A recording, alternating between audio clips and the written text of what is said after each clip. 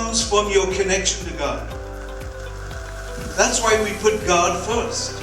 Embracing God all the time, no matter what. I think that's a very important part. But in order for me to practice like that, I need to always go back to God because I don't have that kind of necessary capacity or strong faith.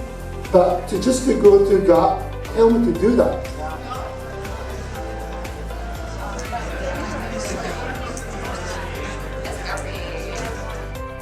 The best solution is to really connect to God, connect to God's heart, inherit His love.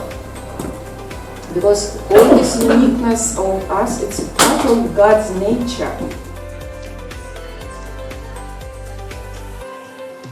You know, when you go to the airport, there's a map, and you know your gate, right? So like I knew where I needed to go, I knew my gate, but like if you don't stop and figure out where you are on that map, the map means nothing, right?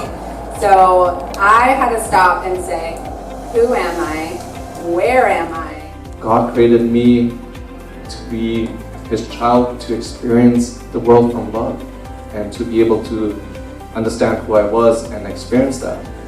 It took me everything to turn that around and to figure it out. No matter what mistakes you make, God wants what path you could go, that God doesn't want the best in you, right? You know, we've grown and molded and built our dreams together, and everything that I could point out and say that was wrong, we did wrong, we turned it around and made it into something that either is a blessing for us or we can give to others.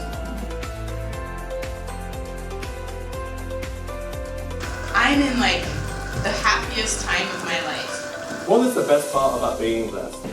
Going from a flip phone, for those of you, to a smartphone. Wherever you're at, it's okay if you're struggling. It's okay if you have questions or doubts. Your journey might be very different than ours. You know, something as complex as like what our faith is, a lot of the times not possible to figure out just in conversation. And so for us, like what really made the difference is when we started reading Who to Pay together. The condition we did. Step back and look at how how our life is, and be like, is this best serving our goal of having a healthy, great family? I really sincerely believe you live for the sake of others and then things will just come back to you. Restoration through parenting and gardening, I feel like I learned so much about God's heart, and even though it might not look like it's impacting the world right now, I have so much confidence that like these little things are building up and are impacting, the past and the future. But my grandchildren will have to go through and bear, and hopefully our kids take after David and inspire everyone they meet through being ordinary amazing. But anyway, that's it.